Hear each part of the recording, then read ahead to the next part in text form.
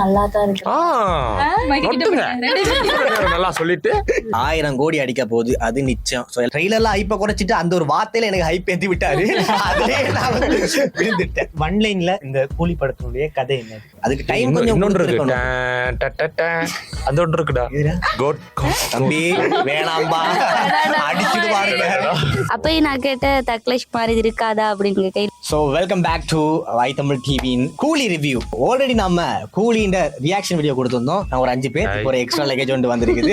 4 வாரம் அடம் பிடிச்சி வந்திருக்காங்க. ஸோ அதை வளர்த்துக்கு கூலின்ற தாக்கம் வந்து இவங்களுக்கு இருக்குது. கூலி பார்த்துட்டோம், நம்ம காலங்காத்தாலே பார்த்துட்டோம். பட் நாங்கெல்லாம் ரெடி ஆகி வர லைட் ஆயிடுச்சு. ஸோ நாங்கள் இப்போ ஒவ்வொருத்தங்களா அவங்களோட ஒப்பீனியன் சொல்ல போறோம். நிறைய விஷயம் நாங்கள் ஆஃப் த நல்ல சகுனம் ஆஃப் த கேமராவே நாங்கள் நிறைய விஷயம் பேசிட்டோம். இருந்தாலும் நம்ம ஆன் த கேமராவிலே கொஞ்சம் அதாவது எக்ஸ்பெக்ட் பண்ணி போனதை விட படம் வந்து டிசப்பாயின்மெண்ட்டாக தான் இருந்துச்சு. அதான் ஓவரால் தூங்கி இருந்தீங்கன்னா சரியா அதான் ஒரு எக்ஸ்பீரியன்ஸாக அது நல்லா இருந்துச்சு. கூலி படத்தை வந்து ரொம்ப எதிர்பார்த்து தான் போயிருந்தேன். தக் லைஃபை விட பரவாயில்ல. நானும் ரொம்ப எதிர்பார்த்து போயிருந்தேன். யாரு ரஜினி எதிர்பார்த்து போயிருந்தேன். வந்தாரு. ஆனா அதை விட நாகார்ஜுனா எனக்கு ரொம்ப பிடிச்சிருந்துச்சு. ஃபர்ஸ்ட் நல்லா இருந்துச்சு. ஸ்டார்டிங்ல போக போக அப்படியே ஏதோ மாதிரி ஆயிடுச்சு.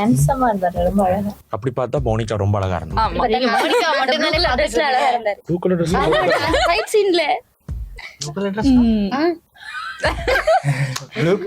அவங்க கண்ணுக்கு அந்த சில பேருக்கு பச்சை மஞ்சள் அந்த மாதிரி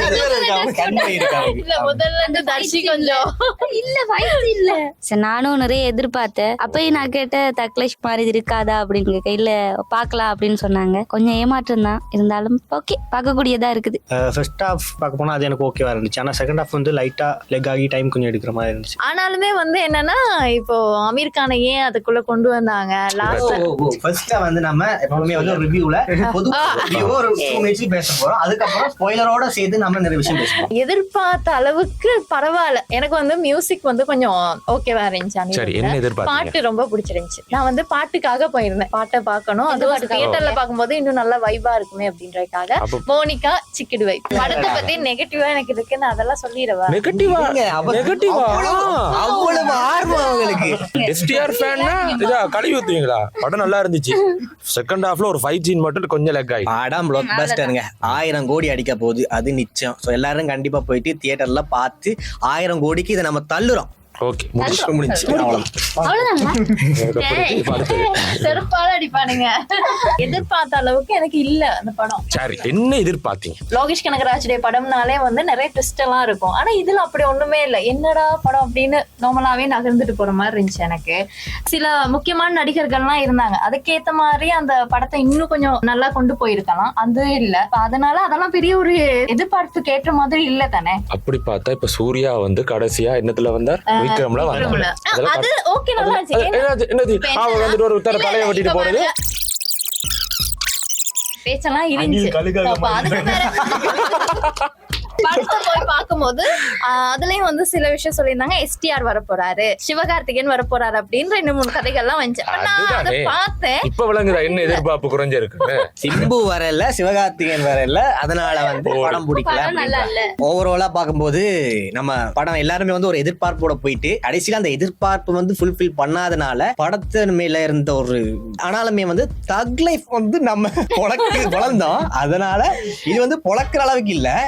கதை பார்க்கலாம், நல்லா இருக்கு. எக்ஸ்பெக்டேஷன் இல்லாம யூசுவலா ஒரு ரஜினி படம் பலமையான லோகேஷ் படமா இருக்காது. மாஸ்டர் படத்துக்கு என்ன மாதிரி ஆச்சு, லியோ படத்துக்கு அதுவும் நல்ல நல்ல படங்கள் தான். பட் நம்ம அந்த பீக்க என்ஜாய் பண்ற மாதிரி இல்ல அந்த படங்கள்லாம். சோ அதே மாதிரி தான் இந்த படமும் வந்து நல்ல படம். பட் இருந்தாலுமே வந்து அந்த பெஸ்ட்ன்ற அளவுக்கு இல்ல. சூப்பர் ஸ்டார்ஸ் இருந்தும் அது வந்து பெஸ்ட் இல்லாம போனது வந்து ஒரு பெரிய கவலையா இருக்கு. இப்ப நாங்க வந்து இனிமே இந்த நொடியில இருந்து இனிமே நாங்க வந்து இன் டீடைலா கதைக்க போறோம். சோ ஒவ்வொரு சீனும் சில சீன்களை வந்து நமக்கு படத்தை பார்க்காதவங்க இதை ஸ்கிப் பண்ணுங்க. எஸ், இதுக்கு பாரு ஸ்பாயிலர் வரலாம். சோ அதனால அடுத்தது இந்த படத்துல ஸ்பாயிலர் சொல்ற அளவுக்கு பெரிய வினோபிரியா சொன்ன மாதிரி தான் நம்ம பார்த்த ட்விஸ்ட் தான். விக்ரம்ல பார்த்த அதே காப்பி பேஸ்ட் இருக்கு, லியோல பார்த்த அதே காப்பி பேஸ்ட் இருக்கு. சோ எல்லா படத்தின்டையும் ஒரு மிக்ஸ்டான ஒரு இதா தான் இருக்கே ஒழிய ஒரு புதுசா ஒரு சர்ப்ரைஸ் ஆகிற அளவுக்கு ஒண்ணும் இல்லை. நானும் லோகேஷ் இந்த நிறைய இன்டர்வியூலாம் பார்த்துட்டு ஓகே சர்ப்ரைஸ் ஆக போறாங்க. ஏதோ ஹிந்தியில தெலுங்குல ஏதோ இந்த ட்ரெய்லர் லான்ச் ஆகல சொன்னாங்க டைம் டிராவல்ன்றாங்க. ஒருத்தங்க டைம் டிராவல்ன்றாங்க, நீங்க இது என்ன சொல்றீங்க, இது என்ன சொல்ல வரீங்க, இது டைம் டிராவலா இல்லையாண்டா அவர் சொன்னாரு இதை வந்து ஸ்கிரீன்ல பார்த்து அவங்க வந்து சர்ப்ரைஸ் ஆக போறாங்க அப்படின்னு. இப்படி சர்ப்ரைஸ் ஆகிற அளவுக்கு இங்க எனக்கு பெருசா ஒண்ணும் தெரியல. ட்ரெய்லர்லாம் ஹைப்பை குறைச்சிட்டு அந்த ஒரு வார்த்தையில எனக்கு ஹைப் ஏத்தி விட்டாரு.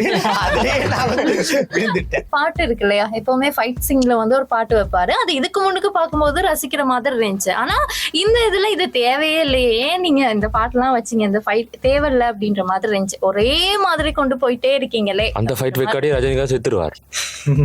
படம் அதோடய முடிஞ்சிரும்ல, அதுக்காட்டி தான் கொஞ்சம் அடிச்சார். இல்ல அந்த பாட்டு அவரை வந்து கொஞ்சம் காட்டிருக்கலாம், கொஞ்சம் கூட காட்டிருக்கலாம். அவரை ஒரு உபேந்திராவை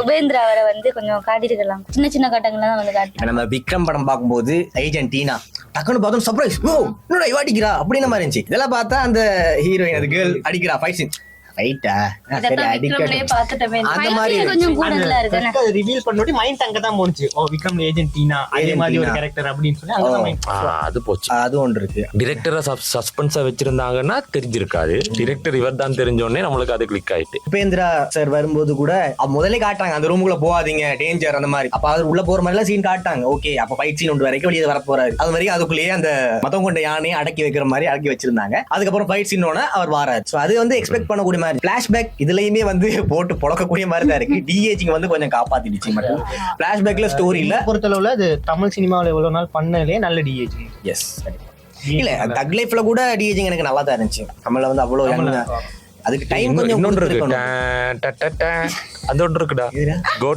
தம்பி வேணாம்பா அடிச்சுட்டு பாருங்க. என்ன தம்பி பாயிண்ட் வரும் மாதிரி பேச மாட்டீங்களா? கொஞ்சம் இருங்க பேசுறேன். நான் வந்து ஷௌவின் ஷாகிர் வந்து அவர் நல்லவரேன்னு நினைச்சேன். கடைசியில அது வேற வரும்போது வெட்டுறாள் போலீஸ் சொல்லி கொல்லுவாங்கல்ல, அந்த சீன்ல வந்து ஒருவேளை நல்லவரோ ரஜினியோட சேர்ந்திருப்பாரோ அந்த மாதிரி நான் நினைச்சேன். படத்துல ஸ்ருதிஹாசன் கேரக்டர் வந்து ஓகே இருந்துச்சு. அதுல அந்த தங்கச்சி இன்னொருத்தவங்க இருக்காங்க ரெபேக்காக்கு எந்த ஒரு சீனுமே இல்ல. அந்த பெரிய லெவல்ல தானே சரி கொஞ்சம் யாரு சூப்பர் ஸ்டாரோட அந்த மாதிரிக்கெல்லாம் வந்து இருந்தா. ஆனா அவ தேவையே இல்லையோ அந்த மாதிரி இருந்தும் இல்ல. அவங்களுக்கு பிறந்தா என்ன பண்றது, குப்பையிலே போடல பிறந்துட்டு குழந்தை இந்த சீனுக்கு தேவையில்லை. மியூசிக் எப்படி இருந்துச்சு அது சொல்லுங்க. என்ஜாய் பண்ணேன். நான் வைப் பண்ணேன். மியூசிக் பார்க்கலாம். நான் டிஃபரண்ட் டாக்டர் மாத்தி போடுற டைல வர ஒரு ஒபினியன் சொல்லுவேன். எனக்கு மியூசிக் எவரேஜ் தான் இருந்துச்சு. லியோவா இருக்கட்டும் இல்ல ஜெயிலரா இருக்கட்டும் அதுல எமோஷனல் சீன்ஸ்க்கு வந்து பேக்ரவுண்ட் மியூசிக் பண்ணிருப்பாரு. இதுல வந்து மாஸ் மூமெண்ட்ஸ்க்கு மட்டும் ஒரு பண்ணிருக்காரு, இல்லன்னு சொல்ல, பட் எவரேஜ். அடுத்து பாத்தீங்கன்னா எனக்கு ஸ்டார்டிங்ல அந்த சூப்பர் ஸ்டார் அப்படின்னு வரைக்கும் ரெட்ல எல்லாம் மாத்தாங்க. சூப்பர் ஸ்டார் ஒரு வில்லனிசம் காட்ட போறாரு. சூப்பர் ஸ்டார் படத்தை பார்த்துட்டு வந்து நல்லா இருக்கு அப்படி அனிருத் கூட சொன்னாரு எக்ஸலன்ட் மூவி, பிரில்லியன்டான டைரக்டர் இதெல்லாம் சொல்லும் போது அதுல எக்ஸ்பெக்டேஷன் தடபாட்டுல கூடுது. அந்த பிரில்லியன்ட்டுக்கு அப்புறம் அந்த வில்லனிசம் காட்ட போறது இது வரைக்குமே இல்லாது இப்ப வில்லனிசம் காட்ட போறாங்க. அந்த வில்லனிசம் இதுல இல்ல, இதுலயே நல்லவராவே வந்துட்டு போயிட்டார் ரஜினி. எனக்கு இப்ப உதாரணத்துக்கு இப்ப நம்ம மங்காத்தா எடுத்துக்கிட்டோம் அஜித், அதுதான் உண்மையான வில்லனிசமா இருந்துச்சு. அவர் கெட்டவன், அவன் கெட்டதான். அந்த மாதிரி இருந்தா ஒரு நல்லா இருந்திருக்கும். இதுக்கு ரெட் கலர் போடாம நார்மலா சூப்பர் ஸ்டார் பொதுவா நான் சொன்னாங்க ரெட்ல மாறினா ஓகே அது வில்லனிசம் வரப்போகுது அப்படின்னு எதிர்பார்த்து இந்த வில்லனிசம் வந்து எனக்கு இல்லாத மாதிரி. ஆனா ஃபைட் சீன் தான் கொஞ்சம் கூட இருக்குது. லோகேஷ்னாலே ஃபைட் சீன் இதுல ரொம்ப கூடுதலா இருக்குது. கதையை விட ஃபைட் சீன் தான் கூட. ஃபைட் சீன்ல எல்லாம் போகுது. ஃபோர்ஸா வச்ச மாதிரி இருக்கு. சில வைட் போஸ்ட் பண்ணி அந்த மென்ஷன்ல இருந்ததா இருக்கட்டும், இல்லாட்டி ரயில்வேல போக்குல நடந்ததா இருக்கும், அதெல்லாம் ஃபோர்ஸ் பண்ணி செகண்ட் ஹாஃப்ல வச்ச மாதிரி இருக்கு. செகண்ட் ஹாஃப் ஃபுல்லாவே நீங்க பாத்தீங்கன்னா ஃபைட் சீன்ஸ் மட்டும் தான் இருக்கும். ஃபுல்லா கதை முழுக்க ஃபைட் சீன் மாதிரி அதுலயே கொடுத்திருக்காங்க. பெருசா எதுவும் இல்ல. நான் எல்லாத்தையும் ஒரு கேள்வி கேட்கிறேன். ஒன் லைன்ல இந்த கூலி படத்தினுடைய கதை என்ன? கதை வந்து சூப்பர் ஸ்டார் நடக்கிறாரு, போறாரு, போன் பேசுறாரு. ஏன்னா என்ன பொறுத்தளவுல ஃபர்ஸ்ட் ஹாஃப் மட்டும் ஓகே ஃப்ரெண்டுக்காக ரிவெஞ்ச் பண்றாரு அப்படின்ற ஒரு இது. செகண்ட் ஹாஃப்ல இல்ல கூலிகளுக்காக போராடுறாரு அப்படின்னு இருக்கு. இப்ப கடைசியா அந்த ஒன் லைன்ல அந்த கதை என்ன, அதுல இருந்து என்ன சொல்ல வராங்க அப்படின்ற ஒரு மீனிங் இல்ல. ஏன்னா மாஸ்டரை பாத்தீங்களா இருந்தா மாஸ்டர்ல வந்து ஒரு சோசியல் மெசேஜ், பட் இதுல அப்படி என்ன இருக்கு அப்படின்றது கொஞ்சம் யோசிக்க வேண்டியதா இருக்கு. அதாவது கதை எங்கேயோ ஆரம்பிச்சு எங்கேயோ போய் முடிஞ்ச மாதிரி இருக்கு. உண்மையா பார்க்கும் போது ரிவெஞ்ச் தான். கடைசியில பார்த்தா ரிவெஞ்ச் எடுத்து முடிச்சாச்சு. சௌபின் அவரை வந்து அவர் தான் ஒரு கெட்டவன் பிடிச்சாச்சு. சோ இப்ப இவர்ட கையில மாட்டிட்டார் யாரு சூப்பர் ஸ்டார். சோ அப்ப அவர்ட பொம்மையா உள்ள இருந்து சில இன்ஃபர்மேஷன் எடுக்க இவரோட விஷயங்கள் தெரிய வந்துருச்சு. அதுக்கப்புறம் பார்த்தா இதுக்கு இன்னொரு பிளாஷ்பேக் கொண்டு வருது. இவர் வந்து ஆல்ரெடி கூலியா இருந்தாரு, இவங்களோட அப்பா அப்படின்ட்டு இவங்க ஒரு குடும்ப இது. சோ அந்த மாதிரி கதை ஒன்று போகுது. நமக்கு என்னத்த பிரச்சனைனா கதையை விட சூப்பர் ஸ்டார் நடக்கிறது, உட்கார்றது, பறக்கிறது. சோ கதை வந்து அதுல உதஞ்சிருச்சு. சோ அதை கொஞ்சம் குறைச்சிருந்தமா சீன்ஸ் ஓவர் ஆக்காம. விக்ரம் படம் பார்க்கும்போது எப்படி இருந்துச்சு, பாதிக்கு அப்புறம் தான் நம்ம கமலஹாசன் சரியா வாராது. அப்படி இருக்கும்போது சூப்பர் ஸ்டார் வந்து ஃபுல்லா அவரே ஆக்குபை பண்ணிட்டாரு. அப்ப கதைக்கு கொஞ்சம் ஸ்பேஸ் இல்லாம போன மாதிரி. சத்யராஜுக்குலாம் பெருசா இதே இல்ல. ஃப்ரெண்டுன்னு சொல்லும் போது அவர் கொஞ்சம் கதை கொடுத்துருக்கலாம், ஆனா கொடுக்கல. அதெல்லாம் சும்மா அவர் இந்த ஸ்டார்டே வந்து அவரு சாகுறத மட்டும் தான் காட்டுறாங்க. அது கொஞ்சம் கஷ்டமான விஷயம். ஏன்னா அவருக்கு அவ்வளவு கதை இருக்கும்போது ஃப்ரெண்டு அப்பா அப்ப அதை கொஞ்சம் கூடுதலா காட்டிருக்கலான்ற ஒரு இது எனக்கு இருந்துச்சு. அது பிளாஷ்பேக்ல கொஞ்சம் கொஞ்சமா காட்டினாங்க. நான் சொல்ல அது வந்த கைக்கு உடனே சத்யராஜ் சேர்த்துட்டார். இதோ அந்த 30 வருஷத்துக்கு பிறகு சேர்றாங்க, இன்னமும் சீன்லாம் இருக்குன்னு ட்ரெய்லர்ல கூட ஒரு சீன் இருந்துச்சு. கடைசியா பார்த்தா அது ஒரு இமேஜினேஷன் சீனா போயிட்டு கொஞ்சம் அது ஒரு மைனஸா இருந்துச்சு. இன்னும் யாருடா இங்க வர சொன்னது அந்த ஒரு இது, அது வெறும் ஒரு கனவு மாதிரி வந்துட்டு போன மாதிரி இருந்துச்சு. அது ஒரு இமேஜினேஷன் தானே, அது வரக்கூடாது. நம்ம இப்ப ஏன்னா இப்ப நம்ம விக்ரம் படத்துல கமலஹாசன் சித்த மாதிரி தான் நாங்க நினைச்சோம். அதுலயே ஒரு ஸ்டோரி இருக்கு. நம்ம அந்த விஷயங்கள்ல அதை போய் நம்ம சீண்டல, அது இமேஜினேஷன். அது ட்ரெய்லர்ல வச்சதால நீங்க ஏமாத்திட்டீங்க நம்ம போயிட்டு சொல்லல. சரி, லோகேஷ் டி படத்திலே தரவரிசைப்படுத்தினீங்கன்னா எது ஃபர்ஸ்ட் செகண்ட் தேர்ட்னு அப்படி கொடுப்பீங்க? ஃபர்ஸ்ட் வந்து ஃபர்ஸ்ட் செகண்ட் தேர்ட் மட்டும் சொல்லுங்க. ஃபர்ஸ்ட் செகண்ட் தேர்ட்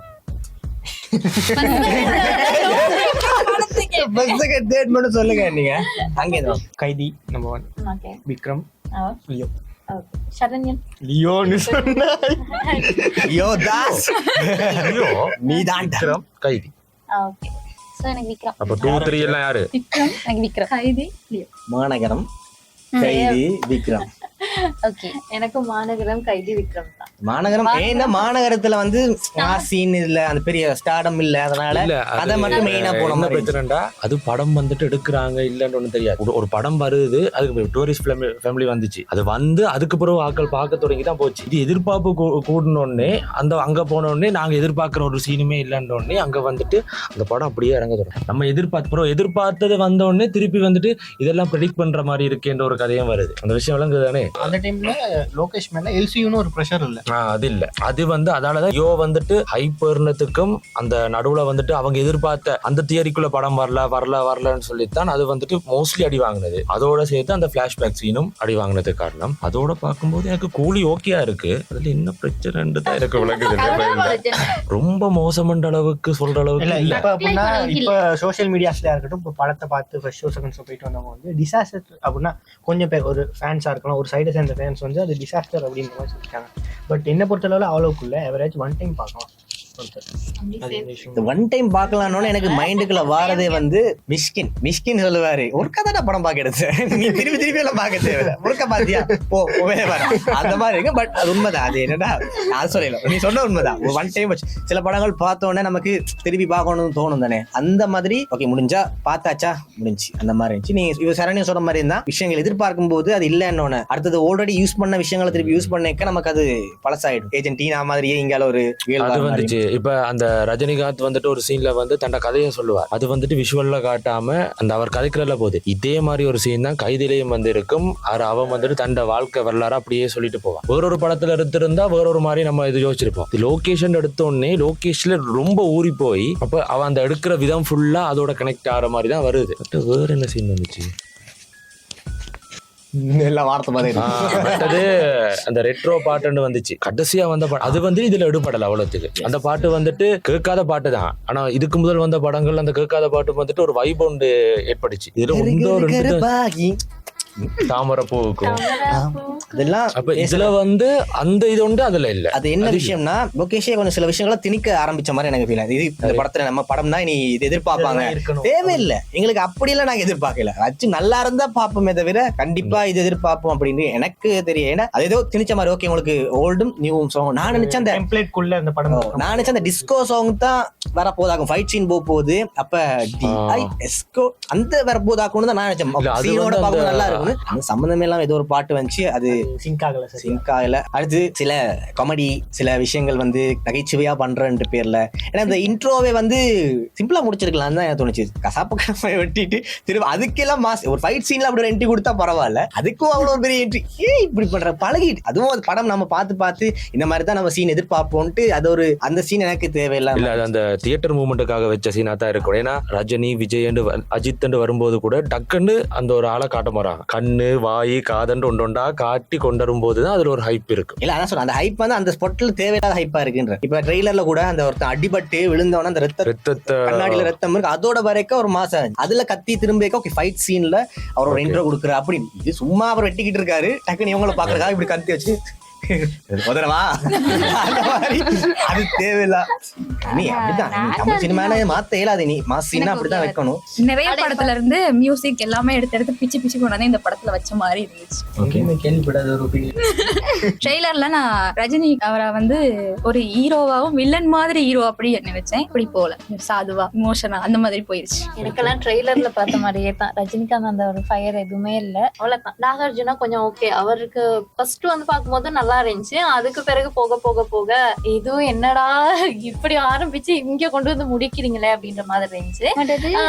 நம்ம உபேந்திராவை அவரை கொஞ்சம் கொண்டு வந்திருக்கலாம். அவருடைய சில அவருடைய அந்த வேற மொழி படங்கள் எல்லாமே வந்து நல்லா இருக்கும் பாக்குறதுக்கு.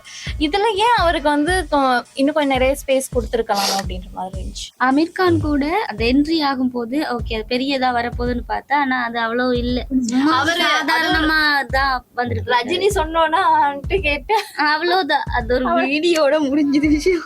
உண்மைதான், அது எனக்கு தெரிஞ்சு ப்ரொமோஷனுக்காக வர ஆட் பண்ண மாதிரி இருக்கு, கேமியோவா. ரொலெக்ஸ் அளவுக்கு வரல, நொண்டாது ட்ரெய்லர்லயே வச்சாச்சு அந்த சீன். சோ அது ஒன்றும் புதுசா இல்ல. அடுத்தது அமீர் கான் அதுல அந்த கெட்டப்ப பார்க்கும்போது எனக்கு ஸ்கூல் போய் மாதிரி தான் இருக்கு, கொஞ்சம் பயங்கரமா ஒரு பெரிய ரவுடியா தாதா மாதிரி இல்ல, தாஹா பேருக்கு நல்ல ரவுடியா இருக்கும்னு எதிர்பார்த்தேன். பட் இந்த விஷயங்கள் கொஞ்சம். ஆனா அமீர் கான் இருக்கதே தெரியாம இருந்து நம்ம போய் பார்த்திருந்தா கூட கொஞ்சம் ஓகே இருந்திருக்கும். இது ஃபர்ஸ்டே தெரியும் அப்படின்றதால அது வந்து என்ன இதுதானே விஷயம், அப்படி இதுதானே சொல்ல வரீங்க, இவ்வளவுதானா. அதுவும் அமீர் கான் இருக்காரு, அது டக்குன்னு வந்தாரு முடிஞ்சு. ரஜினி ஆமாங்கிறாரு, இவரும் சரின்றாரு, ஒரு பேர் நிக்கிறாங்க ஒரே ஃப்ரேம்ல, அவ்வளவுதான் படம் முடிஞ்சு. ஆரம்பத்துல வந்து காட்டுறாங்க கோல் வச்சுதான் அந்த இது போகுது, ஆனா உள்ள வந்து வேற ஒன்று செய்யறாங்க. அந்த வேற ஒன்று செய்யறத வந்து சொல்றாங்க இதுதான் செய்யறோம். ஆனா அதை வந்து இன்னும் கொஞ்சம் வெளிடா இப்ப என்னன்னா டாக்டர் படத்துல வந்துட்டு அவன் அதே இதுதான் இங்கேயும் இருக்கு, அதே மாதிரி தான் இருக்கு. அதை கொஞ்சம் இன்னும் கொஞ்சம் டீட்டெயிலா சொல்லியிருக்காங்க, இதான் விஷயம் தான் நடக்குது அப்படின்னு சொல்லி. ஸ்கிரிப்ட் ரைட்டிங்ல மிஸ் ஆகுது நிறைய அப்படின்ற மாதிரி வந்த கதை கொஞ்சம் லோக்கி வந்துட்டு அதை மட்டும் வேற மாதிரி மாத்தி இருந்திருக்கலாம். படத்துல ஏதோ நிறைய கட்டான மாதிரி இருந்துச்சு, ஏதோ சம்பந்தமே இல்லாம அந்த மாதிரி இல்ல. நீங்க அப்படி இல்ல, ஒரு ஃப்ளோல இல்லாம ஜம்ப் ஆகி சீன் பை சீன் அந்த ஃப்ளோ இல்ல, ஜம்ப் ஆகி இப்ப லியோ பாத்தீங்கன்னா லியோ வந்து ஒரு ஃப்ளோவா தான் போகும். பட் இது வந்து இடையில கட் ஆகி ஜம்ப் பண்ணி ஒவ்வொரு சீக்வென்ஸ் போயிட்டு போற மாதிரி. அது இன்னொருக்கா பார்த்தோம்னா சரியாயிரும் போல இருக்கு. அந்த பழைய கதையெல்லாம் வந்து அவரோட அந்த பழைய கதையெல்லாம் அந்த பழைய ரஜினிகாந்த் அத கொஞ்சம் நல்லா கொடுத்திருக்கலாம். இன்னும் அதை எடுத்துருந்தா காசு கொடுப்பாங்க. இல்ல அவருக்கு கொடுத்த அந்த கெட்டப்புக்கும் அது கொஞ்சம் அதை வடிவா காட்டியிருக்கலாம். கேரக்டர் பை கேரக்டரா பேசிப்போம். ரஜினிகாந்த் சார் பத்தி பேசிட்டோம். அடுத்த உண்மை இந்த படத்தோட ஹீரோ நாகார்ஜுனா.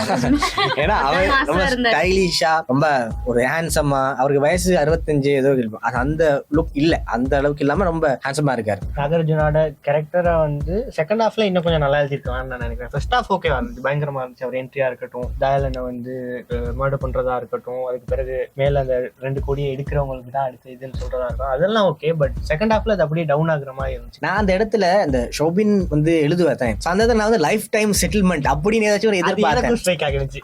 அப்படி போச்சுன்னா வேற கனெக்ட் பண்ணி அந்த போயிடும். அவரோட ட்ரேட்மார்க் மாதிரி லொகேஷன். அப்ப அந்த இடத்துல 2CR நானும் இது மறைச்சு எழுதுறாரு, அது காட்டி எழுதிருக்கலாம், நமக்கு ஒரு suspense. Okay life time settlement அப்படின்ற மாதிரி நான் அந்த 2 கோடிக்கு சொல்லல, அந்த மூமெண்ட்டை கிரியேட் பண்ணது வந்து அதுலயே ஒரு ஹைப்பு. கெஸ் பண்ணுங்கடா என்ன எழுதுறேன். அப்புறம் 2 கிலோ இதுக்கு தான் ரஜினி இடத்துல நாகார்ஜுனா இருந்த மாதிரி இருந்துச்சு, அவருக்கு அந்த மாஸ் கூட இருந்த மாதிரி இருந்துச்சு. ஆமா, அந்த ஃபைட் சீன்லாம் கூட நாகார்ஜுனாக்கு வந்து கொஞ்சம் மாசா இருந்தாரு நினைச்சோம், ஆனா நாகார்ஜுனா படத்துல மாசா இருந்தார். பட் இன்ட்ரோல் பிளாக்ல வந்து அது ரஜினி எப்படி பண்ணிட்டாரு. எனக்கு அந்த விஷயம் ரொம்ப பிடிச்சது. எப்படின்னா நான் தான் கொள்ளுவேன் சே சாரி அப்படின்னு சிங்கின வெட்டு வரல, அதுவுமே வேலை வெட்டிட்டு ஒரு குட்டியோண்டு எடுப்பாரு. அப்ப அந்த டைம்ல எனக்கு மாசாவே இருந்துச்சு. படம் ஃபுல்லா பார்க்கும்போது இன்ட்ரோவை கொடுத்த அந்த கத்தின் இன்ட்ரோ கூட எனக்கு பிடிக்கல. ஆனா அந்த இடத்துல இன்ட்ரோ வந்து வேற லெவல்ல இருந்துச்சு. அந்த முன்னாடி வரைக்கும் கிங் பின் அப்படி கிங் இருக்கும்போது அது நல்ல சைட்ல கொஞ்சம் நிப்பாட்டி வச்சு கிங்க தனியா காட்டிருக்கலாம். கிங்குக்கு முன்னாடியே வந்து நின்றவன அதெல்லாம் நல்லா இருந்துச்சு. சோ அது இன்னும் கொஞ்சம் ஹைலைட் பண்ணிருக்கலாம். அவரோட என்ட்ரி நல்லா இருந்தது. நாகார்ஜுனா தான் அந்த படத்திலே கொஞ்சம் நல்லா இருந்தாரு. அப்புறம் ட்ரெஸ் கோட் எல்லாமே கொஞ்சம் அவருக்கு சூட்டபிளா அது. எப்படி பேசுறா அவட வாய்க்க வச்சுட்டு இவன் எப்படி டிவில கேக்கும்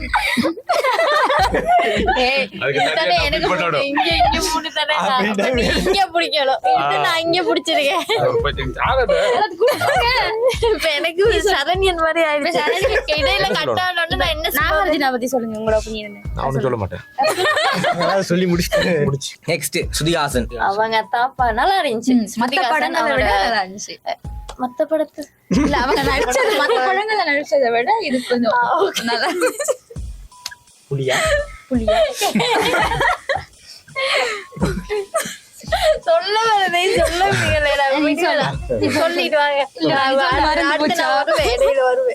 ஸ்ருதிஹாசன் வந்து அவரோட நடிப்பை அப்படியே ஃபுல்லா கொடுத்துருக்கா, எஃபெக்ட் கூட போட்டிருக்கா. ஸோ எனக்கு அது ஓகே. அவங்களோட ரோலை அவங்க சரியா பண்ணியிருந்தாங்க, அது ஓகே. பட் கடைசியா வந்து அதுல ஒரு நல்ல விஷயம் என்ன பார்த்தோம்னா கடைசி வச்சும் அவர் சொல்ல மாட்டார் ரஜினியோட மகத்தான் சுத்தி அப்படின்னு சொல்ல மாட்டாரு. அது ஓகேவா இருந்துச்சு. இல்லாட்டி மற்ற படங்கள்ல மதியாதை போயிருக்கும்.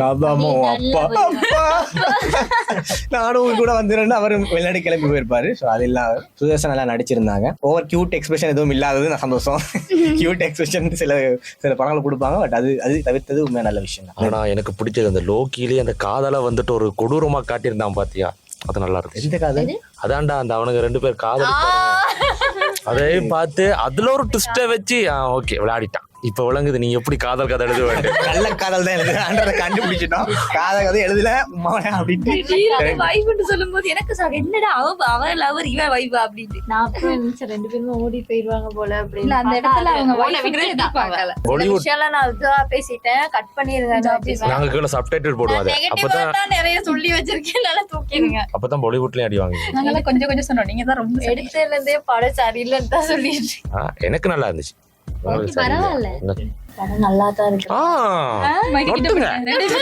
நல்லா சொல்லிட்டு இன்ட்ரோ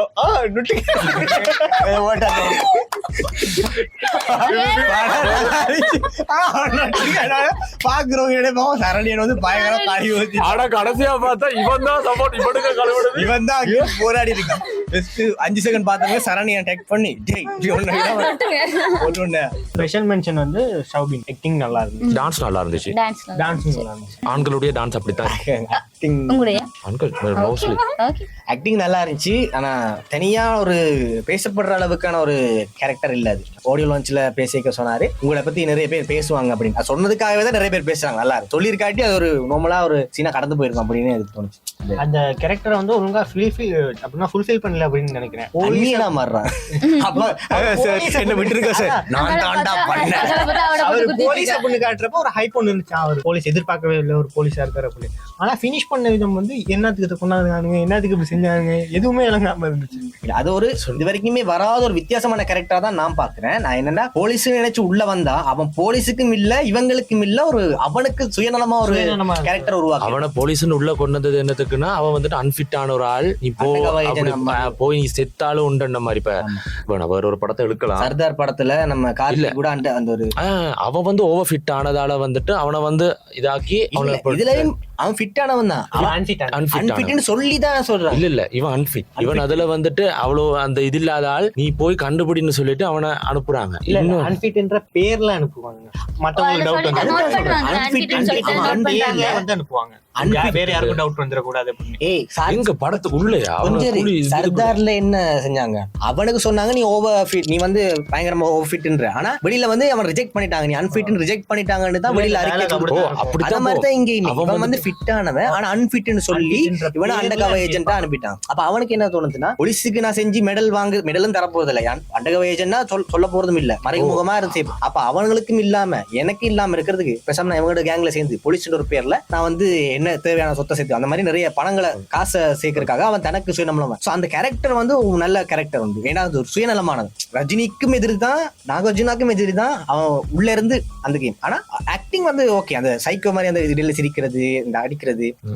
அடுத்தது பாத்தீங்கன்னா அந்த மெஷின் இருக்கு தானே, மெஷின் வந்து பெரிய ஒரு குடோனுக்குள்ள மெஷின் மாதிரி எல்லாம் கண்டுபிடிச்சாச்சு, எத்தனையோ ஃபேன் தியரிஸ் அப்படியெல்லாம் இருக்கு. அப்ப வந்து ரஜினி கூட போய் ஆப்ரேட் பண்ணா அவங்களே பேசாம ஆப்ரேட் பண்ணி இருக்கலாம். இதுக்கு ரஜினியையும் ஸ்ருதிஹாசனையும் நல்ல ஒரு கைதியா பிடிச்சு வச்சிருக்க தேவையில்லை. ரஜினியே வந்து உடனே இது திருப்பி 4 லிவரை ஏத்தினா அது தன்னை பாட்டு. அவளும் அதைத்தானே பண்றா, அந்த அவனோட லவ் தெரியாது. ஆமா, அவளும் அதானே பண்றா. அதுக்கு எதுக்கு ரஜினியை பிடிச்சாங்கன்னு தெரியல. அது ஏதோ கொஞ்சம் காம்ப்ளிகேட்டடா காட்டியிருக்கலாமோன்னு எனக்கு தோணுச்சு. ஆக மொத்தம் இந்த படத்துல வந்து நம்ம நிறைய விஷயங்கள் வந்து சுட்டி காட்டக்கூடிய மாதிரி இருக்குது.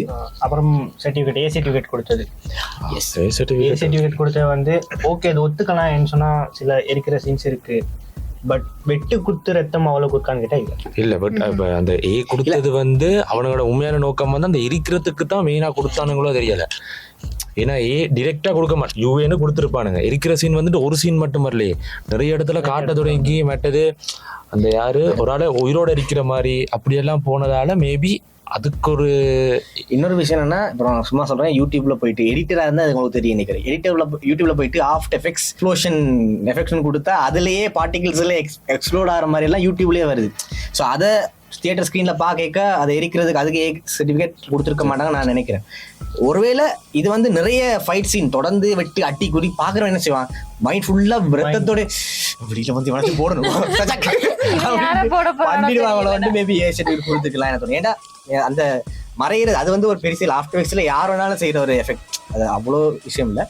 அதுக்கு மேபி ஏ சர்டிஃபிகேட் கொடுத்துக்க மாட்டாங்க. படம் ஃபுல்லா அட்டி விட்டி ரஜினி இந்த பக்கம் திரும்பி ஒரு குத்து, இந்த பக்கம் திரும்பி நான் வெட்டு, அந்த மாதிரி போனதால மேபி போறவன் ஃபுல்லா மைண்ட் ஃபுல்லா எனக்கே அப்படித்தானே இருந்துச்சு. வெளியில வந்தோடனே அட்டிக்கணும் பக்கத்துல கொண்டு போட்டு அந்த மாதிரி ஒரு மைண்டுக்குள்ள வயலன்ஸை உண்டுபடுத்து. அதுக்காக ஏ சர்டிஃபிகேட் கொடுத்துருக்கலாம். ஓவராலும் 10க்கு எத்தனை கொடுத்துருக்கேன் அதோட கட்டி முடிச்சுட்டு வீட்டுக்கு போக ஷார்ட் ஃபிலிம் காம்படிஷன் ஒன்று இருக்கு அப்படின்னு தனியாக சொல்லி முடிச்சு. சரி, இந்த கூலி படத்துக்கு 10க்கு எத்தனை ஜஷா? அப்படியே பக்னு அடிச்சேன்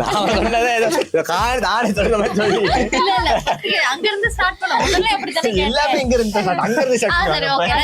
இருந்தே ஸ்டார்ட் பண்ணிவாங்க. சரி, ஓகே. இப்படி போய் அப்படி வந்து ஒரு ஒழுங்கு இல்ல. 2 3 4 என்னடா இது? சரி, ஓகே. கூலி படத்துக்கு 10க்கு நான் ஒரு 5 கொடுக்குறேன். கொடுத்தீங்க? தக்லை கொடுக்கல, 0. மணிரத்னம் சார் பாருங்க, நாங்க தக் லைஃப் சார் உண்மையா இதுக்கு முன்னுக்கு நீங்க கொடுத்த படத்தை நான் விட சரியான மொக்க படம் சார். தக் லைஃப் எதுவும் போடலையே. இதை கிளிக் பண்ணுங்கன்னு சொல்லலான்னு வந்தா அங்க பார்த்தா நாங்க போடவே இல்லை. தக் லைஃபுக்கு நான் பயங்கரமா என்னுடைய இது அதை நான் தாரேன், வேணா நீங்க போய் பாத்துக்கோங்க. உங்களோட 10 out of 6. நான் ஒரு 4. ஹையஸ்ட் ரேட்டிங் கடைசியா கொடுக்கறதா இல்லாட்டி 8? 7.5. எனக்கு தெரியும் 6. எனக்கு தெரிஞ்சு நிறைய பேர் கொஞ்சம் ரொம்ப எதிர்பார்த்துட்டீங்க போல இருக்கு. இல்ல அப்படின்னு சொன்னா எனக்கு வந்து தலைவரை கொஞ்சம் பிடிக்கும். சோ அதனால ஒரு ஃபேன் பிடிக்குமா, கொஞ்சம் அதனால ஒரு 7.5. எங்களுக்கு தலைவர் பிடிக்கும், எங்களுக்கு தலைவர் பிடிக்கும். ஆனா அதுக்கு ஏத்த மாதிரி இல்லங்கிறதா இல்ல, தலைவர் பிடிக்கும். வளமையா இப்ப இதுக்கு முன்னுக்குள்ள தலைவர் படத்தோட பாக்கும்போது இது அந்த அளவுக்கு இல்ல. அதனாலதான் எனக்கு எல்லாரையும் பிடிக்கும். ஆனா நான் அனில், அவ்வளவுதான். அனில் தெரியாது. நாங்களும் நீ அனில் இல்லையா? தெரியாது உனக்கு? மாடினா சும்மா தண்டப்பாடு கீழே விழுது அந்த நடுவுல. சும்மா. ஓகே, இதுதான் எங்களுடைய ரிவ்யூ. ரொம்ப கொடூரமான ரிவ்யூவா இருக்கும். பார்த்து யாரும் கீழே கமெண்ட்ஸ்ல புழக்காதீங்க. எஸ், அது பாருங்க, ஒருத்தர் ரிவ்யூ பண்ணா நீங்க அப்படி எதுவும் 6 பேர் ரிவ்யூ பண்ணிருக்கோம். எப்படி 6 பேருக்கு 6 தோட்ஸ் இருக்கு. இதுக்குள்ளேயே நிறைய பேர் கலபலாகி நடந்து சண்டை எல்லாம் போட்டிருக்கோம். அது உங்களை நீங்க பாத்துருப்பீங்க. ஸோ ஒவ்வொருத்தர் இப்ப அவனுக்கு பிடிச்சிருக்குது, நமக்கு ஆவரேஜா இருக்கு, ரெனோபிளே பிடிக்கவே இல்லை, ரஜினியை வெறுத்துட்டாரு. சொல்லல, ரஜினியை நான் ரொம்ப ரசிச்சு பாத்திருக்கேன். இதுல அப்படி ரசிக்கும்படியா இல்ல ஒரு சில. ஸோ ஓவரா நாம ஜட்ஜ் பண்ண இயலாது. அவங்க எடுக்கும்போதுதான் அவனுக்கு அந்த நம்மட மாஸ்டர் படத்துல விஜய் சேதுபதி சொல்ற மாதிரி தான், ஆஸ்டிச் தெரியுதானே, அது போடுற முட்டை வெறிச்சா அதுக்குதான் அந்த வழி தெரியும். அந்த மாதிரி அவன் கஷ்டப்பட்டு 2 வருஷம் எடுத்த படத்தை நம்ம இவ்வளவு கழுவி ஊத்த வேணாம், ஊத்திட்டோம். அது வேற. நான் வந்து டீட்டெயிலிங்கா சொன்னேன் இந்தந்த விஷயங்கள் எங்களுக்கு குறையா இருக்கு அப்படின்றது. நம்ம வந்து ஒட்டுமொத்தமா மொக்கப்படம் அப்படின்னு நாங்க சொல்லல, எங்களுடைய கருத்துக்களை சொன்னோம். ஸோ அது மட்டும் இல்லாம இப்ப நம்ம ஐத்தமிழ்ல ஒரு முக்கியமான ஒரு விஷயம் போய் கொண்டிருக்கு. அந்த விஷயத்தை நம்ம ஜெஷான் சொல்லுவார்.